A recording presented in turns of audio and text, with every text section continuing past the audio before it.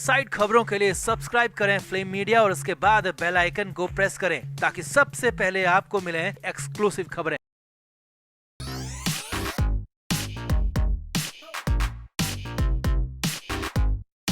कांग्रेस के राष्ट्रीय नेता राहुल गांधी गुरुवार को महाराष्ट्र में थे और यहां नांदेड़ और सांगली का दौरा किया। सांगली में बड़ी रैली भी की जिसमें कांग्रेस नेताओं के साथ साथ शरद पवार और पवार की पार्टी के नेता भी शामिल थे। लेकिन एक ही गठबंधन में होने के बाद भी उद्धव ठाकरे नहीं थे और यहां तक कि ठाकरे की पार्टी का कोई और नेता भी वहां पर मौजूद नहीं था। और अब तो इसका पूरा खुलासा हो गया है कि आखिर उद्धव ठाकरे क्यों नहीं पहुंचे, क्यों राहुल गांधी के दौरे से ठीक पहले उद्धव ठाकरे को बुरी तरह से बेइज्जत किया गया, सरेआम लपेटा गया, घसीटा गया और बताया जा रहा है कि ये सब कुछ नाना पटोले के इशारे पर हुआ और एक झटके में पटोले ने ठाकरे को चित कर दिया। तो पूरा मामला आपको समझाते हैं, दिखाते हैं। आप भी इस वीडियो को शेयर करें, कमेंट करके अपनी राय जरूर दें।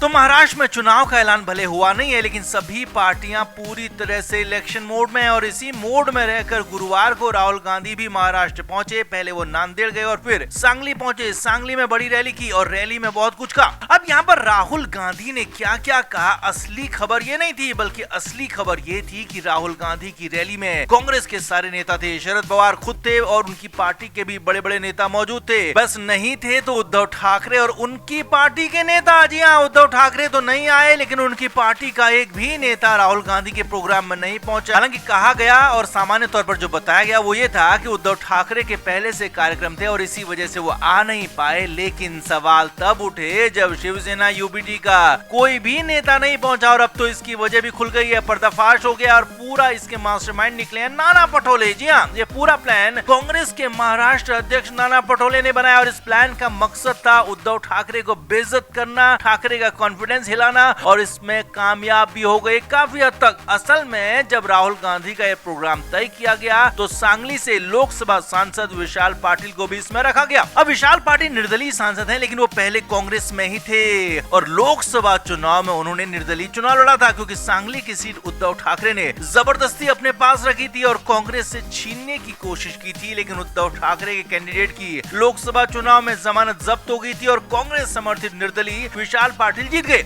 अब पूरा मामला विशाल पाटिल पर ही आकर अटक गया। खबर है कि जब उद्धव ठाकरे को प्रोग्राम का न्योता दिया गया तो ठाकरे ने विशाल पाटिल के आने पर नाराजगी जताई और कहा कि विशाल पाटिल को इससे बाहर करो, विशाल पाटिल प्रोग्राम में नहीं होना चाहिए और इसके बाद ही मैं आऊंगा। अब हैरानी देखिए, नाना पटोले ने क्या किया। जी हाँ, एक कदम आगे बढ़ गए। खबर है कि पहले विशाल पाटिल को सिर्फ बुलाया जाना था सामान्य तौर पर, लेकिन सूत्रों के मुताबिक जैसे ही उद्धव ठाकरे ने विशाल पाटिल का विरोध किया तो विशाल को मंच पर बैठने वाले नेताओं में शामिल कर लिया। जी हाँ, मंच पर कुछ ही नेता बैठते हैं और उसमें विशाल पाटिल का नाम पहले नहीं था लेकिन उद्धव ठाकरे के विरोध के बाद नाना पटोले ने जानबूझकर विशाल पाटिल का नाम भी मंच पर बैठने वालों में जोड़ दिया और ठाकरे से कहा गया कि अब आपको विशाल पाटिल के बगल में बैठना होगा। और अब तो मामला बिगड़ गया था क्योंकि विशाल पाटिल की वजह से ही हमेशा उद्धव ठाकरे परेशान रहते हैं। नाना पटोले ने विशाल पाटिल को उद्धव ठाकरे के ठीक बगल में लाकर खड़ा कर दिया और जबरदस्ती एक तरह से ये दिखा दिया कि सरेआम उद्धव ठाकरे को बेइज्जत कर दिया, सरेआम घसीट दिया गया, सरेआम लपेट दिया गया। उद्धव ठाकरे के लिए मुंह दिखाने वाली कंडीशन बची नहीं थी। उद्धव ठाकरे की पार्टी की तरफ से संजय राउत ने भी इस पर सवाल उठाए, विशाल पाटिल को हटाने के लिए कांग्रेस से कहा। लेकिन नाना पटोले ने साफ साफ संदेश दे दिया कि अगर आपको नहीं आना है प्रोग्राम में तो मत आओ, लेकिन विशाल पाटिल आएंगे, मंच पर बैठेंगे, राहुल गांधी के साथ बैठेंगे और अगर आपको आना है तो आप भी विशाल पाटिल के साथ ही बैठेंगे। अब ये तो सरेआम उद्धव ठाकरे की भयंकर वाली बेइज्जती थी क्योंकि कहां तो ठाकरे और उनकी पार्टी को लग रहा था कि पहले की तरह विशाल पाटिल को किनारे कर दिया जाएगा, मगर नाना पटोले तो पूरी तरह से हमलावर नजर आए और पूरी तरह से विशाल पाटिल के साथ खड़े हो गए। और बड़ी खबर यह है कि विशाल पाटिल को यहाँ पर मोहरा बनाकर उद्धव ठाकरे को पूरी तरीके से बेइज्जत किया गया, कार्यकर्ताओं के सामने लपेट दिया गया, घसीटा गया। और बड़ी खबर यह भी है कि कांग्रेस की केंद्रीय लीडरशिप यानी कि राहुल गांधी, मल्लिकार्जुन खड़गे भी इसमें पटोले के साथ हो गए। तो कुल मिलाकर उद्धव ठाकरे को बुरी तरीके से बेइज्जत किया गया, कार्यकर्ताओं के सामने नीचा दिखाया गया, साफ साफ बता दिया कि अगर उद्धव ठाकरे को कहीं और जाना है तो जाए, हमें ठाकरे की जरूरत ही नहीं है, बल्कि उद्धव ठाकरे को अब हमारी यानी कि कांग्रेस की और एनसीपी की जरूरत है। अब इसके बाद तो उद्धव ठाकरे ने ही फैसला लिया कि वो कार्यक्रम में नहीं जाएंगे और उनकी पार्टी का भी कोई नेता नहीं जाएगा और इसीलिए न ठाकरे पहुंचे नहीं उनकी पार्टी का कोई और नेता। मगर राहुल गांधी की रैली खासी सफल रही और उद्धव ठाकरे को पूरी तरह से इस रैली ने भी और नाना पटोले पटोले के इस दांव ने भी चित कर दिया। चारों तरफ से ठाकरे को घेर लिया और अब जैसे लोकसभा चुनाव में सांगली से ठाकरे और उनकी पार्टी को विशाल पाटिल ने खदेड़ दिया, वैसे ही हो सकता है कि विधानसभा चुनाव के बाद सत्ता से भी उद्धव ठाकरे को उनकी पार्टी को खदेड़ दिया जाए और इसमें नाना पटोले का बड़ा रोल हो सकता है। तो आपका इस पूरे मामले पर क्या कहना है, कमेंट बॉक्स में आकर जरूर बताएं, वीडियो को शेयर भी करें।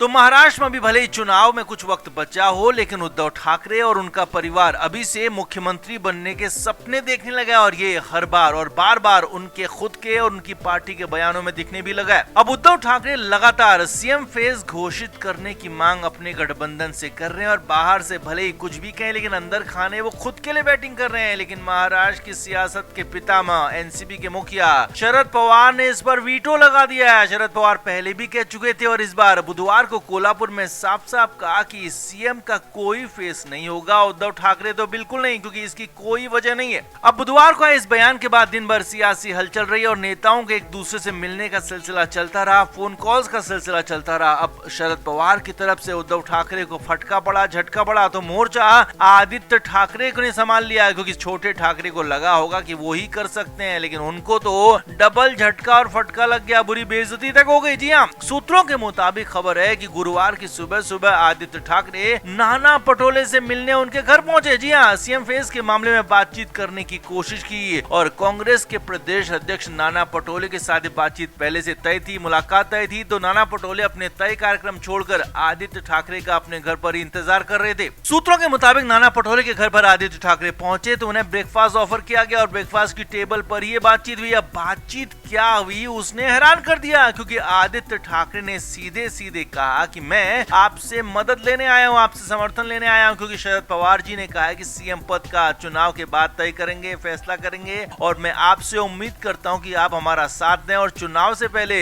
सीएम फेज घोषित करने के लिए गठबंधन के अंदर कहें।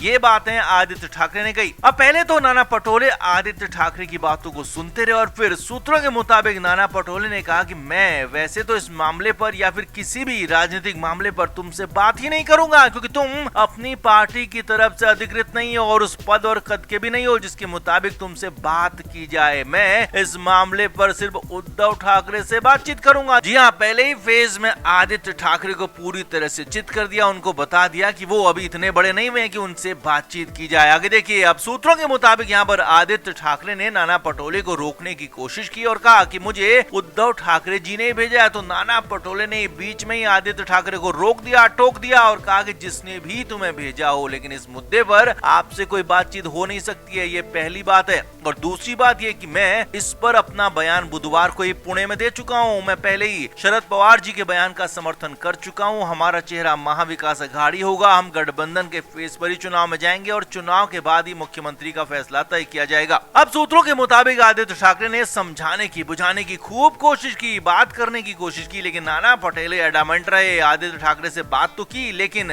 आदित्य ठाकरे से सीएम फेस को लेकर, राजनीतिक मामलों को लेकर उनकी बातों को सिरे से खारिज कर दिया और साफ साफ कहा कि आपसे मिलने में कोई बुराई नहीं है, आपसे मिलने में हमको कोई दिक्कत नहीं है, आपसे सामान्य बातचीत हो सकती है, लेकिन सीएम फेस को लेकर या फिर राजनीतिक मामलों को लेकर आपसे कोई बात नहीं होगी। अब आदित्य ठाकरे को लग रहा होगा कि वो अपनी पार्टी की तरफ से प्रस्ताव लेकर जाएंगे और नाना पटोले मान भी जाएंगे, लेकिन नाना पटोले तो उनके पिता उद्धव ठाकरे को नहीं छोड़ते, उनको ही दिन में तारे दिखा देते हैं। तो फिर छोटे ठाकरे क्या ही कर पाते, लिहाजा मायूस होकर आदित्य ठाकरे लौट आए, कोई बात बन नहीं पाए। अब शिवसेना यूबीटी की इस हालत पर बीजेपी खासी चुटकी ले रही है। न सिर्फ महाराष्ट्र बल्कि सेंटर के नेता भी, बीजेपी नेताओं का कहना है कि उद्धव ठाकरे अपनी इस हालत के लिए खुद जिम्मेदार हैं। अब कुल मिलाकर कहानी ये हो गई है कि महाविकास अघाड़ी के अंदर कांग्रेस और शरद पवार की पार्टी काफी ज्यादा मजबूत हो गई है और दोनों ही पार्टियां एक होकर उद्धव ठाकरे की किसी भी बात को मान नहीं रही हैं और बहुत ज्यादा संभावना है कि चुनाव के बाद उद्धव ठाकरे और उनकी पार्टी कहीं पूरी तरह से साइडलाइन ना हो जाएं। तो आपका